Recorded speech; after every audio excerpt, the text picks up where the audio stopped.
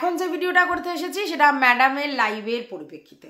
তোমরা সবাই জানো আমি ম্যাডামের লাইভ দেখি, দরকার পড়লে দুবার দেখি।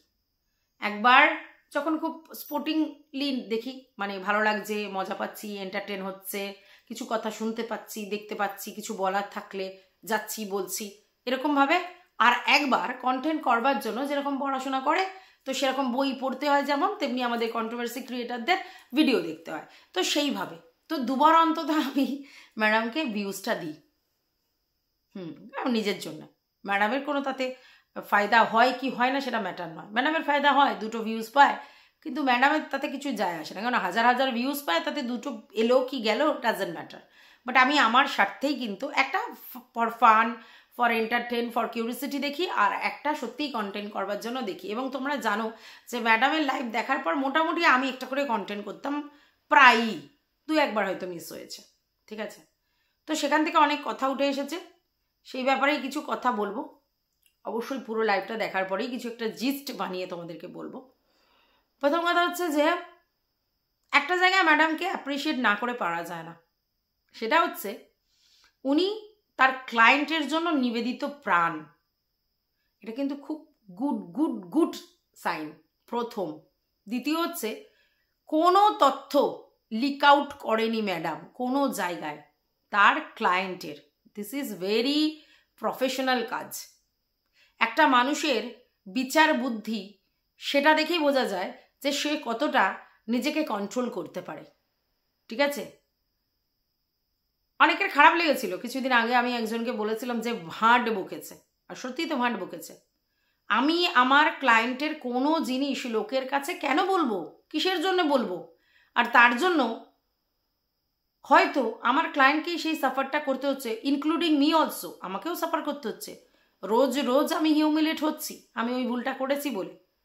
আমি তো যথেষ্ট ম্যাচিওর একটা পার্সন, তো আমি এরকম ধরনের ভুল করব কেন যে যেখানে সেখানে যত্র তত্র আমি আমার ক্লায়েন্টের সমস্ত কথা বলবো এবং কিছু পার্সোনাল কথাও বলে দেব। তার ব্যক্তিগত কি, কার সাথে কি ব্যাপার আছে না আছে, তার বাড়ির সঙ্গে কি আছে না আছে, এই সব ধরনের কথাবার্তা কেন শেয়ার করব? এটা তো ভীষণ আনপ্রফেশনাল কাজ হয়েছে। সে জায়গায় অবশ্যই ম্যাডামকে দাঁড় দিতে হয়, কারণ ম্যাডাম আজ পর্যন্ত তার ক্লায়েন্টের যা কিছু লিগ্যাল ব্যাপার বা কিছু কাউকে বলেনি, আমি তো দেখিনি, এখনো পর্যন্ত সোশ্যাল মিডিয়ায় আসেনি। তাহলে এটা ভেরি গুড সাইন। যার যে কোয়ালিটি আছে ডেফিনেটলি স্বীকার করতে হবে।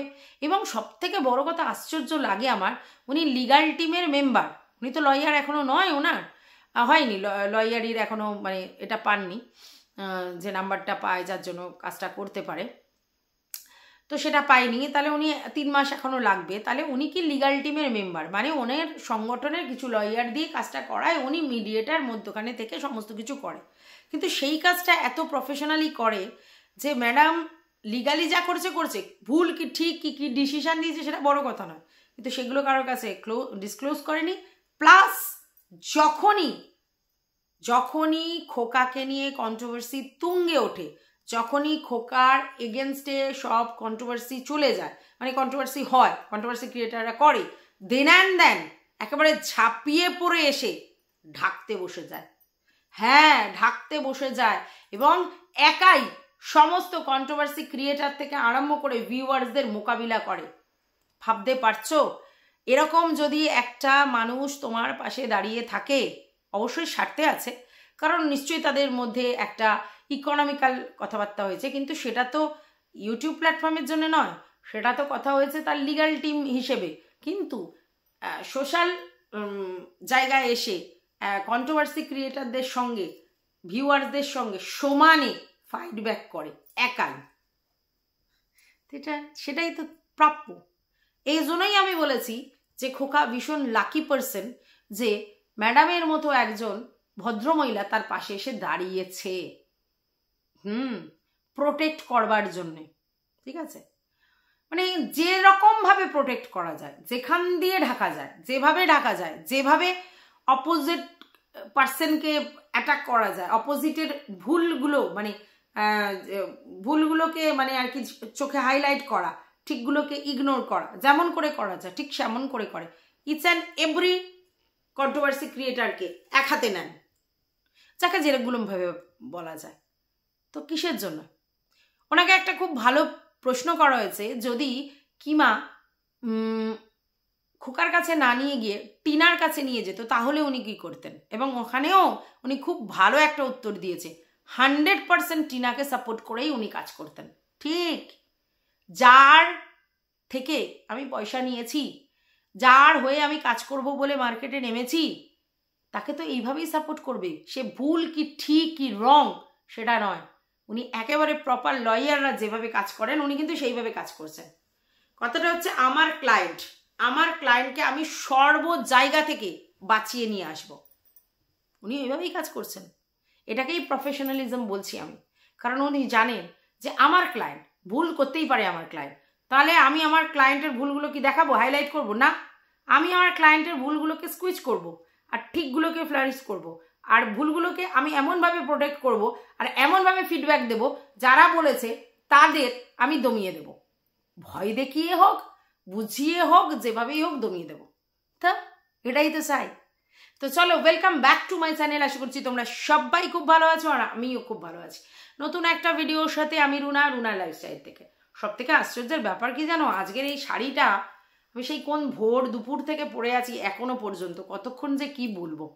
এবং শাড়িটা পরে কিন্তু সেরকম অস্বস্তি কিছু হচ্ছে না, এতটাই সফট আর নরম, যার জন্য আমি ভীষণই কমফোর্ট ফিল করছি, অসুবিধা হচ্ছে না। অন্য সময় শাড়ি ফাড়ি পরে থাকলে ভীষণই একটা কেমন হয়, মনে হয় কখন খুলতে পারি আর কি। তো খুব ভালো লাগছে ব্যাপারটা, ওই জন্যে। তো যাই হোক, আমি ভিডিওটা করবো বলেই আর শাড়িটা খুলিনি, লাইভও করেছি, শর্টসও করেছি, আর ভিডিও করবো, তার জন্যই শাড়িটা খুলিনি, তো করে যাচ্ছি। তো ম্যাডামের আজকের শাড়ি, এটা পার্সোনালে কথা, ম্যাডামের আজকের শাড়ি, শাড়ির সঙ্গে সঙ্গে তোমার যে ব্লাউজ, চুল, ওভারঅল সমস্ত কিছু একদম লাজবাব ছিল, ভালো ছিল, খুব ভালো লাগছিল। এবার ম্যাডাম একটা অন্যরকম কথা বললো। আমি যখন ম্যাডামকে বললাম আপনাকে সুন্দর লাগছে, উনি বললেন না আমি তো সুন্দরী নয়, তোমরা সুন্দরী। আপনাকে কে বলে ম্যাডাম যে বিউটিশিয়ান হলেই সে সুন্দরী হবে? এরকম কোনো মাইনে নেই, আর আমি সুন্দরী নই। তাহলে বিউটিশিয়ানের কাজটা কি? অন্য লোককে সুন্দর করা, তার খুঁতটা ঢেকে তার যে জিনিসগুলো রয়েছে সেগুলোকে হাইলাইট করা, আর তার রূপচর্চায় সাহায্য করা। তার যদি কোনো জায়গায় কোনো কিছু জিনিসপত্র নষ্ট হয়ে যাচ্ছে, সেগুলোকে কি করে প্রপার কেয়ার করা যায় সেটা করা। আর আমি কিন্তু কোনো মুয়া নয়, মানে মেকআপ আর্টিস্ট নই। আর মেকআপ আর্টিস্ট হলে কি হবে, ওই যে ওই খুদ ঢেকে জিনিসপত্রগুলো হাইলাইট করা। তো আমি সুন্দর করে সাজানোর ব্যাপারটা আমার ওভারঅল আছে, কিন্তু সুন্দর করে যেরকম মেকআপ আর্টিস্টরা সাজায় সেটা কিন্তু আমি করতে পারবো না সেই লেভেলের, ঠিক আছে? কিন্তু হ্যাঁ, আমার লোকজন তারা করতে পারবে, কিন্তু আমি রূপচর্চা টিপস এইসব দিতে পারবো, যাতে কিনা জিনিসপত্র যা আছে, মানে স্কিন, হেয়ার বা যেসব কেয়ার, সেগুলো করতে বলতে পারবো। তার জন্য আমাকে সুন্দরী হতে হবে এরকম কোনো মানেই নেই। হ্যাঁ, তো বিউটিশিয়ান মানে হচ্ছে অন্যকে সৌন্দর্যতা রক্ষা করার জন্য যে যে প্রিকশন নিতে হয় বা যা যা করতে হয় সেগুলো তাদেরকে বলা, কারণ সেটা সে থিওরি দিয়ে এবং প্র্যাকটিক্যালি শিখে লোককে সেগুলো কাজে লাগালে তারা পয়সা দিচ্ছে। তার জন্য সুন্দরী হওয়ার কোনো প্রয়োজন নেই। আপনি আমাকে সুন্দরী বলেছেন, thank you for that, but আমি সুন্দরী নই। আপনাকে আজকে ভালো লাগছিল লুক ওয়াইজ। আচ্ছা, এইবার কথা হচ্ছে যে ম্যাডাম আমাকে একটা ননির আংটি দেখিয়ে আমাকে জিজ্ঞেস করেছে, তখন আমি মানে লাইভে ছিলাম না, আমি কিছুটা থেকে আবার অন্য কাজ করছিলাম। উনি আসলে অ্যাকচুয়ালি উনি রাত্রিরের দিকে লাইভে আসলে আমি থাকতে পারি, কিন্তু ওই একটু তাড়াতাড়ির দিকে আসলে তোমরা জানো ওই সময় আমি থাকতে পারি না, ওই দেখি বেরিয়ে যাই এরকম করি। তো তখন উনি এটা ননির আংটি দেখেছি, সত্যিই গর্জাস, ভালো লাগছিল দেখতে আংটিটা। ননি তো একটা ফেমাস ব্র্যান্ড, তোমরা জানো, তো সুন্দর লাগছিল, বেশ সুন্দর লাগছিল আংটিটা। আর ওনার এই যে সাজের প্রতি যে ফিলিংস, হ্যাঁ বেশ পরবো, জাঙ্ক জুয়েলারি, জিনিসপত্র, হ্যান ত্যান, এগুলো আমার ভালো লাগে। মানুষ তো মানে উনি খুব কালারফুল একটা পার্সোনালিটি, বেশ সেজে গুজে থাকবো, সুন্দর প্রেজেন্টেশন হবে, আমার শাড়ি সুন্দর হবে, আমি টিপটপ থাকবো, আমি সুন্দর সুন্দর আংটি পরবো, সুন্দর পরবো। হ্যাঁ অবশ্যই অনেক সময় উনি আগাল বাগাল জিনিসপত্র পরে নেয়, মানে হচ্ছে ধরুন ম্যাচিং পরে না, মানে দুমদাম করে এটার সঙ্গে ওটা, ওটার সঙ্গে ওটা, হারটা একটা নিয়ে নিল, একটা এটা নিয়ে নিল, হ্যাঁ নিয়ে নিল, কিন্তু ক্যারি করতে পারেন, যাই পরে যান, ঠিক আছে, ক্যারি করতে পারে। মানে ধরো জাঙ্ক জুয়েলারিরও একরকম আছে, উনি এক গোল্ডের সঙ্গে সিলভার, সিলভারের সঙ্গে এর সঙ্গে গোল্ড, গোল্ডের সঙ্গে পাথর, পাথরের সঙ্গে এই হ্যানা ত্যানা এরকম করে মিলিয়ে ঝুলিয়ে পরে ফেললো আর কি। বড় বড় আংটি, বড় বড় কানের দুলের সঙ্গে হাড়ের মিল নেই, এরকম অনেক কিছু পরে। সেগুলো বিউটিশিয়ান হলে তখন বলবে আর কি যে এগুলো এটার সঙ্গে যায় না, ওটা এগুলোর সঙ্গে যায় না, এরকম আর কি। সেন্স, ড্রেস সেন্স, হ্যান ত্যান। শাড়িটা ডেফিনেটলি, ব্লাউজটা ঠিক আছে, সমস্ত কিছু, কিন্তু এই জাং জুয়েলারগুলো মাঝে মধ্যে উলট পালট হয়। কিন্তু উলট পালট হলেও বিশ্বাস করুন, মানে কি বলবো, একদম সত্যি কথা বলছি, উনি কিন্তু খুব সুন্দর ক্যারি করেন এবং বোল্ড অ্যাটিটিউড নিয়ে চলে। এইটা আমার খুব ভালো লাগে। মানে যাই পড়েছি বেশ করেছি, পড়েছি বেশ করেছি, আমি আমার ইচ্ছা হচ্ছে পড়েছি, মানে এই ব্যাপারটা ওনার মধ্যে রয়েছে, এটা ভালো লাগে। তো যাই হোক, যেটা বলছিলাম সেটা হচ্ছে উনি নিজের ক্লায়েন্টকে প্রোটেক্ট করার জন্য সর্বরকম চেষ্টা করেছে, সর্বরকম। এবং সেখান থেকে উনি 6টা বাইকের গল্প চলে এসেছে ওনার। 6টা বাইক গিয়েছিল, আরও লোকজন গিয়েছিল, অনেক কিছু থেকেছিল, অনেক কিছু করেছিল। হ্যাঁ, মানে যেগুলো যেগুলো আর কি এসছে উঠে কন্ট্রোভার্সি ক্রিয়েটারদের মাধ্যমে, সব কটাকে উনি অপোজ করেছে এবং বলেছে যে তার ক্লায়েন্ট একা ছিল। কে বলেছে? তার ক্লায়েন্টের সঙ্গে আরও আরও অনেক লোক ছিল, তাদের কাউকেই সে দেখায়নি। মানে বুঝতে পেরেছ? মানে আমরা বলছি এর সাথে এ ছিল 2জন, সেখানে ম্যাডাম হলো 2জন, ওর সঙ্গে আরও 20 জন ছিল। তোমরা কি সবাইকে দেখতে পেয়েছো? ব্লগে কেন দেখাবে? বুঝতে পেরেছ? প্রথম এটা। তারপরে কি বললাম, সে কোনো প্রফেশনের জন্য যাচ্ছিল, তোমরা পরে দেখতে পাবে, ঠিক আছে? দেখুন ম্যাডাম, আমরা এখন দেখতে পাইনি, যখন প্রফেশন দেখাবে তখন ডেফিনেটলি সেটা বুঝতে পারবো, 2 2 4 হবে, কিন্তু এখন এই পর্যন্ত আমরা প্রফেশনটা দেখতে পারিনি। সে বলেছে ঘুরতে গেছি, না তো প্রফেশনে গেছি, এরকম কিছু বলেছে। আর যেটা এখনো হয়নি সেটা নিয়ে আমরা কথা বলতে পারি না, তাহলে আমাদের চক্ষুটা কোথায় থাকবে? আমাদের চক্ষুটা এটা থাকবে যে তুমি ভাই একা যাওনি ঘুরতে, তুমি দোকা গেছিলে। এবার দোকার জায়গায় যদি 20 জন আপনি জোগাড় করে দেন যে 20 জন গেছে, সেটা তো সম্ভব নয় আমাদের পক্ষে বোঝা, ঠিক আছে? আচ্ছা, এইবার ঝিমি দিদির প্রেজেন্ট সব জায়গায় বোঝা যাচ্ছিল ম্যাডাম, বোঝা যাচ্ছিল। এবার আপনি বললেন ওর কি কোনো লাইফ নেই? ও কি কোনো গল্প করতে পারে না? ওর কোনো বান্ধবী থাকতে পারে না? ও নিজের জীবন কাটাতে পারে না? আলবাত পারে, 100 বার পারে। আমি তো বলছি পারে, পারে তো। তাহলে স্বীকার করবে, হ্যাঁ আমি আমার বন্ধুর সঙ্গে গেছি, বন্ধুকে আমি দেখাবো না কিন্তু গেছি, ঠিক আছে? আপনি তো জানেন যে এই কত বাইক কাণ্ড হলো টিনুকে নিয়ে, রেস্টুরেন্ট কাণ্ড হলো, কাউকে তো দেখায়নি টিনু, কিন্তু সবাই অ্যাজাম করে টিনুকে নিয়ে প্রচুর কন্টেন্ট করেছে। আমিও করেছি যে তুই একা একা তুই বিরিয়ানির ট্রিট দিতে গেলি, তোকে আমি চিনি, আমি জানি না তুই বিরিয়ানির ট্রিট একা একা নিজেকে দিতে গেলি, তুই অতটাও ওরকম টাইপের মেয়ে নোস, তুই সবার সঙ্গে মিলে মিশে থাকার মেয়ে, এটা বলেছি। তাহলে আমি কি দেখতে পেয়েছি কাউকে? দেখতে পাইনি। ও শুধুমাত্র নিজের প্লেটটা দেখিয়েছে, তাতে আমি অ্যাজাম করেছি, কোনো না কোনো জায়গা থেকে তো অ্যাজাম করেছি। আচ্ছা, তারপরে বাইকের কাণ্ড, সেটা বললাম যে তুই বাইকে গেছিস যখন, তুই কেন বললি টোটো অটোর কথা? বললাম তো, নাহলে তুই দেখাবি না, বলবি না, ওই জায়গাটা কেটে দিবি, বলেছি তো। তো কন্ট্রোভার্সি করেছি টিনুকে নিয়ে। তাহলে টিনুকে আমাদের দেখিয়েছে কারোর সঙ্গে গেছে? দেখায়নি। আমরা ফিল করেছি, দরজায় দেখা গেছে, জানলায় দেখা গেছে, সেটা দেখে বুঝেছি, সেখান থেকে বলেছি কেউ তো ছিল, সেটা এ নয়, ওটা ওই নয়, এই গাড়ি ওই গাড়ি, নানা রকম জিনিস আমরা টিনুকে নিয়ে কন্টেন্ট করতে শুরু করেছি। না এই পক্ষের ওই পক্ষের বলে না, সবাই মোটামুটি করেছি, 2-1 জন ছাড়া, ঠিক আছে? তাহলে খোকার বেলায় যদি আমরা দেখতে পাই, তাহলে কেন বলবো না বলুন তো? যে খোকা যে সমস্ত জিনিসটা দেখায়, হঠাৎ করে সে শুধু প্লেটে দেখাচ্ছে, চামচ ধরে যাচ্ছে, আচ্ছা, তারপরে কোস্টার এক দেখা যাচ্ছে, আচ্ছা, তারপরে যেখানে শুয়ে রয়েছে সেখানে দেখা গেছে যে তার পাশে যখন ফোকাস হচ্ছে টিভির ওই জায়গাটাতে একটা লম্বা চুলালা কেউ আছে, সেটা দেখা যাচ্ছে। তারপরে হচ্ছে তোমার চাউমিনের প্লেটের সময় বোঝা গেছে, ঠিক আছে? আচ্ছা, তারপরে হচ্ছে তোমার 14 মিনিটে যখন ও বাইক চালিয়ে যাচ্ছিল সেই সময়ও দেখা গেছে ছায়া, দেখা যাচ্ছে। তাহলে নালে কেন বলবে না? এবার তার পিছনে 100টা বাইক থাকতে পারে, সেটা তো ব্যাপার নয়, কিন্তু ওর সঙ্গে কে যাচ্ছে সেটা ব্যাপার। এবার আপনি বলছেন যে ও আরামবাগে খেতে গেছিল, শুতে যায়নি, মানে থাকতে যায়নি, হল্ট করতে যায়নি।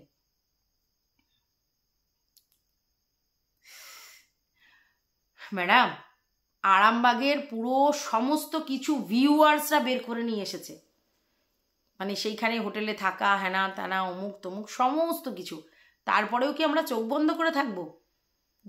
দেখবো না? হ্যাঁ, কেস হবে। কিসের কেস হবে? মানে কেন কেস হবে? হ্যাঁ, আমরাও তো অ্যাজাম করেই বলছি। যাই হোক, কেস হলে হবে, যদি সত্যি কোনো অন্যায় করে থাকি তার জন্য শাস্তি পাবো, তাই না? এখানে তো আর কিছু নতুন করে বলার নেই যে কেস কেন হবে, কেন দেবেন না। কেস হলে হবে, লড়তে হবে। যদি আমার দ্বারা অন্যায় কিছু হয় ডেফিনেটলি শাস্তি পাবো, কিছু তো করার নেই। তো যাই হোক, এইবার যেটা বলছিলাম, এবার আপনি বললেন যে ওই যে টিস্যু পেপার, ওটা নাকি এক লাইনে সবাইকে ওই রকমই টিস্যু পেপার দেয়, কারণ হচ্ছে যে ওই একই লোক সার্ভিস দেয় বলে, তাই জন্য ওই লাইনে প্রচুর রিসোর্ট আছে, তো প্রতিটা রিসোর্টেই ওই জিনিসগুলো দেয়, ঠিক আছে? তো আপনার যে ক্লায়েন্ট, মানে আমাদের খোকা, সেই হচ্ছে বনলতায় ছিল, সেটা আপনার খোকাও ভিডিওর মধ্যে বলেছে বনলতায় ছিল, কিন্তু আরামবাগে যে ছিল সেটার কিছু কিছু প্রমাণ চলে এসছে। এবার আপনি বলছেন যে সেটা ভ্যালেন্টাইন্স ডের দিনে যায়নি, আগে গেছে। দেখুন, আগে যাক আর পরে যাক, মানে গেছে আর কি। আর আপনি বলছেন যে বন্ধুদের সঙ্গে মিলে ব্যবসার কাজে গেছে, আপনি বলছেন। তো হ্যাঁ, সেখানে তো বন্ধু থাকতে পারে, তো সেই বন্ধুটা মেয়ে বন্ধুও হতে পারে, তো অসুবিধে কী আছে? ঠিক আছে? আর আপনি যখন স্বীকার করছেন যে ওর সমস্ত রাইটস আছে করবার, 100 বার করতে পারে, গল্প করতে পারে, ঘুরতে পারে, বেড়াতে পারে, রিলস করতে পারে, বন্ধুত্বপূর্ণ সম্পর্ক রাখতে পারে, তাহলে তো ভাই কন্ট্রোভার্সিটাও হতে পারে, তাই না? কারণ টিনুকে নিয়ে এতদিন ধরে এই কন্ট্রোভার্সি হয়েছে, ওরও তো পার্সোনাল লাইফ, ও খেতে পারে, পড়তে পারে, ঘুরতে পারে, বেড়াতে পারে, আর পরকীয়া যখন আইনত বৈধ সেটাও করতে পারে, তাহলে ভাই কেন কন্ট্রোভার্সি হবে? তাহলে তো কন্ট্রোভার্সি ক্রিয়েটারদের কোনো মানে কাজই নেই। আর আপনি বলছেন যে এটা হাইকোর্টে চলে গেছে, তাই জন্য সেই নিয়ে কোনো কেস মানে কথা বলা যাবে না। হাইকোর্টে এর আগেও অনেকের কেস গেছে, অনেক কিছু হয়েছে, তারপরেও তাদেরকে নিয়ে কন্ট্রোভার্সি হয়েছে। যেমন সুকে নিয়েই কন্ট্রোভার্সি হয়েছে, সুয়ের কেসটা তো কতদিন ধরে চলছে, বড় চ্যানেলের এগেনস্টে যে ব্যাপারগুলো হচ্ছে তো হচ্ছে, তারপরে কি সবাই বন্ধ করেছে যে এই কেসটা নিয়ে কথা বলা বন্ধ? হ্যাঁ, মানে বড় চ্যানেল আর সুয়ের মধ্যে যে জিনিসটা হয়েছে, তো সেইটা দিয়ে বড় চ্যানেলের ফেভারে সুকে নিয়ে অনেক কন্টেন্ট এই খেকি পুঙ্গুরা করেছে তো, তাহলে এটা কি মানে? তো যাই হোক, আপনি সাবধান করেছেন, সেকেন্ডবার আবার সাবধান করলেন, তারপরেও লোকে না শুনলে কেস করবেন, সেটা যদি আমাদের খোকা মনে করে কেস করবে, কিন্তু খোকা কিন্তু বলেছিল কারণ আমি কোনো কেস করবে না। খোকা বলেছিল যে যাই পারে করুক, কন্ট্রোভার্সি করুক, আমার আর কোনো ইন্টারেস্ট নেই, আমি কোনো কেস কামারি করবো না, যে যাই বলুক, আমি আমার অকাত বুঝে গেছি, এটা বলেছিল খোকা বলেছিল কেস করবে না, আপনি বলছেন কেস হবে, যাই না, মানে কনফিউজড, ঠিক আছে? আচ্ছা, গেল। এইবার তো বনলতা হয়তো থাকতে পারে, কারণ খোকা তো একদিনের জন্য যায়নি, আর 2 দিনের ব্লগ দিয়েছে, পরিষ্কার বোঝা যাচ্ছে, তো সেই জায়গা থেকে যেতেই পারে, বনলতায় থাকতেই পারে। কিন্তু আরামবাগেও ছিল, সেটা কিন্তু কন্ট্রোভার্সি ক্রিয়েটাররা সবার ভিডিও দেখিয়ে দিয়েছে, এবং সবথেকে বড় কথা, কন্ট্রোভার্সি ক্রিয়েটারদের থেকে ব্লগাররা সেগুলো উঠিয়ে নিয়ে এসেছে। এত ব্লগার বলছি, ভিউয়ার্সরা বলছে, আর এত ভিউয়ার্সরা সব ভুলভাল দেখছে, ভুলভাল কথা বলছে, বলুন তো।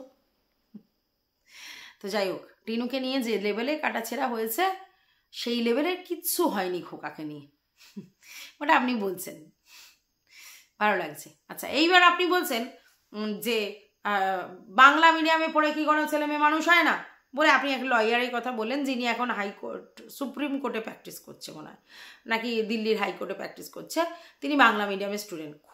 খুব ঠিক কথা বলেছেন।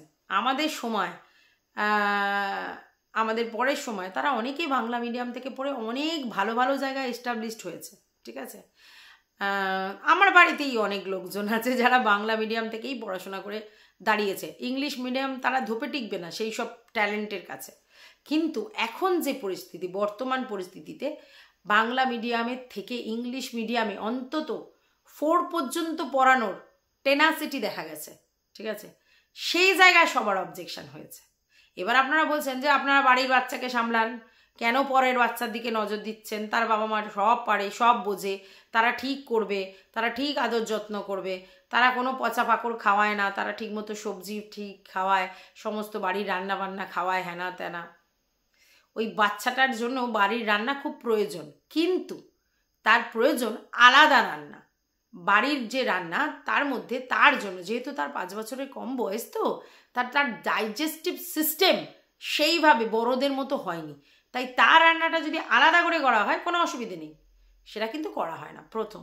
দ্বিতীয় কথা, তার যা বয়স, সেই বয়সে ব্রেন ডেভেলপ করার জন্য যারা ননভেজ তাদের জন্যে মাছ, মাংস, ডিম এই ব্যাপারগুলো থাকার দরকার আছে, ঠিক আছে, ঠিক মতো করে। ডিমটা তো মাস্ট, তার সঙ্গে মাছ, মাংস, চিকেন বা তোমার মাছ, মাঝে মধ্যে মাটন বা যে এরকম ধরনের জিনিস থাকার দরকার আছে, এবং বাচ্চাটা সেগুলো খেতে ভালোবাসে। তো সেটা লোকে বলে, আর কিছু না। ফ্রুটটা খাওয়ার জন্য বলে।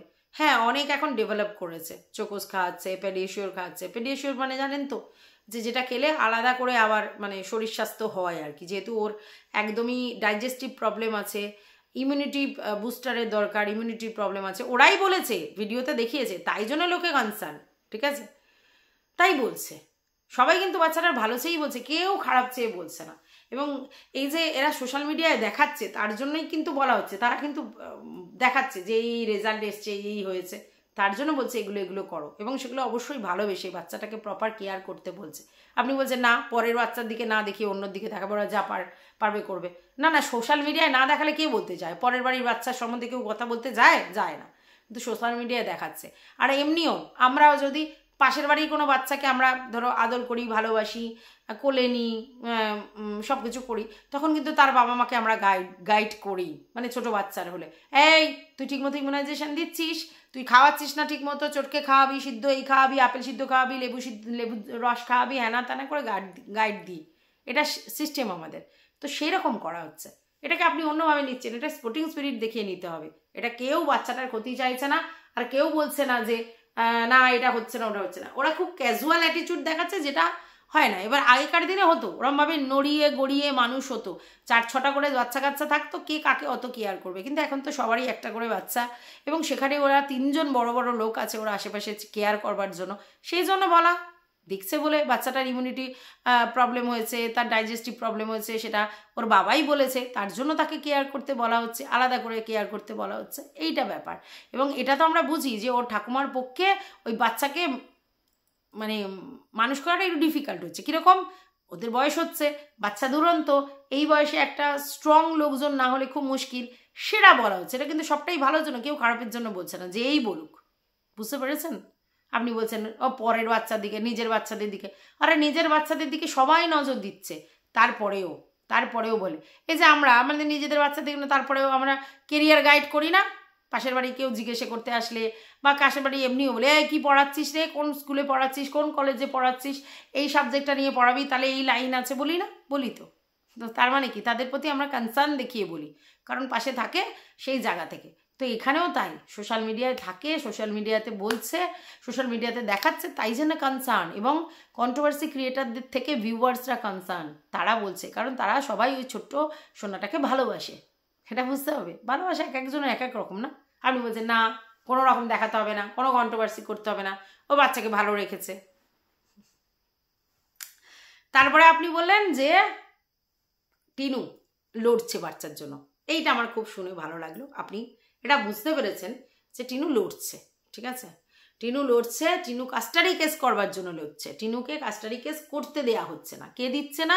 দীপ্ত। দীপ্ত কে কাস্টাডি কেস করতে না দেয়া? ও কি কেস করবে না করবে সেটা তো তার লিগাল টিম দেখবে। তাহলে সেখানে ও কি করবে? হ্যাঁ, টিনুর উপর যদি টর্চার করে থাকে, দিস ইজ ভেরি আনফেয়ার। আর সেটা তো টিনুকে প্রোটেস্ট করতে হবে, আমরা তো দূর থেকে প্রোটেস্ট করে কিছু করতে পারবো না। কারণ যদি টিনুর উপর অত্যাচার হয়, আর টিনু যদি সেটাকে সাপোর্ট করে বা পাত্তা দেয় বা সেটাকে কিছু না বলে, মুখ বুঝে সহ্য করে, তাহলে আমরা এখান থেকে কি বোঝাবো বলুন তো আপনি? তো টিনু যদি সত্যি কারোর দ্বারা টর্চার্ড হয়, ঝাড়ঝোড় খায় বা যাই হয়, টিনুকে আগে প্রোটেক্ট করতে হবে। একটা খেলে, একটা ইট ছুড়লে পাটকেল দিতে হবে, একটা ঝাড় খেলে ঘুরিয়ে ঝাড় দিতে হবে, এটাই মনে করি, টিট ফর ট্যাট, ঠিক আছে? তারপরে কান ধরে বের করে দিতে হবে নিজের লাইফ থেকে, নিজের সমস্ত জায়গা থেকে, ঠিক আছে? যদি এরকম হয় তো, এটা তো আমি শিওর নই, আপনি বলছেন। এইবারে যদি টিনু না বলে, তাহলে তো সেটা আমরা বুঝতে পারবো না যে টিনু এটা হচ্ছে কিনা। আর যদি না বুঝতে পারি, তাহলে এখান থেকে আমাদের বলা সম্ভব নয় ভিতরে ভিতরে কি হচ্ছে, ফোনে ফোনে কি হচ্ছে। ফোনে আপনাকে সরি, ওর লিগাল টিম, লিগাল মেম্বার কি বলেছে, সেটা তো আমরা না শুনে না জেনে কি করে বলবো? আপনি শোনাচ্ছেন না জানতে পারছি না। আর কবে কবে হতো এটা, সেটাও ব্যাপার। আপনারা যে জিনিসগুলো শোনাবেন বলছেন, শুনলে নিশ্চয়ই কিছু বলবো। যদি সেইগুলো যদি আগে হয়ে থাকে তাহলে তো আমরা জানি না, তখন হয়তো হতো, এখন হচ্ছে না। হ্যাঁ। আর আমাদের কাছে কি করে প্রমাণ হবে যে টিনুর লিগাল টিমের মেম্বার যা বলেছে সেগুলো সব সত্যি? প্রুফ নেই, মিথ্যাও তো বলতে পারে, কি তাই তো? আচ্ছা, তারপরে আপনি বলছেন যে এই যে বাঙালিয়ানা এ যেগুলো বলেছে সেগুলো বিশ্বাস করুন, সেটা নিয়ে লড়ুন, এরকম ধরনের কোনো কিছু বলছেন। এই যে বাঙালিয়ানা যে সব সত্যি কথা বলেছে সেটার কি প্রুফ? প্রথম। দ্বিতীয় কথা হচ্ছে, বাঙালিয়ানা যদি সত্যি কথা বলে তাহলে সে সামনে এসে কেন বলছে না? মানে একদিন বলে চলে গেল, তারপর আর তাকে খুঁজে পাওয়া যাচ্ছে না, সে কেন প্রোটেস্ট করছে না যে আমি যা বলেছি সত্যি বলেছি, এবং যেখান থেকে শুনেছি মানে আমি বলতে পারছি না কিন্তু তোমরা বুঝে নাও, এবং হিংসিক? তো সেরকম বলছে না। আধা আধুরা কথা বললে কি বিশ্বাস করবে বলুন তো? বিশ্বাস করবে আধা আধুরা কথা বললে? প্রথমটা মনে হবে, তারপরে তাকে, সে তো হাওয়া হয়ে গেছে, তাহলে তার কথার কি বেস আছে? আচ্ছা, এবার রইল বাকি সে কোথা থেকে শুনেছে? সেও তো কারোর কাছ থেকে শোনা কথা বলছে, নিশ্চয়ই দেখেনি, কারণ সে যেখানে থাকে শুনছি সেখান থেকে দেখা সম্ভব না। তাহলে এখন কার থেকে শুনেছে? কার থেকে শুনেছে? যদি দীপ্তর ব্যাপারে শুনে থাকে তাহলে নিশ্চয়ই দীপ্তর কাছ থেকে নয়। তাহলে রইল বাকি টিনু সুন্দরী আর তার লিগাল টিম, এই দুজনকে আমরা ধরতে পারি, ঠিক আছে? তাহলে লিগাল টিম তো আপনাদের কাছে আগেই বলেছে, এখন যদি ওর কাছেও একই কথা বলে তাহলে কিছু বলার নেই, ঠিক আছে? আচ্ছা, আবার রইল বাকি টিনুর কাছ থেকে বলেছে, তো টিনু সেটা আমাদের এসে বলুক, বলুক, বুঝিয়ে দিক। না বুঝিয়ে দিলে আমরা কি বুঝবো? বুঝতে পেরেছি।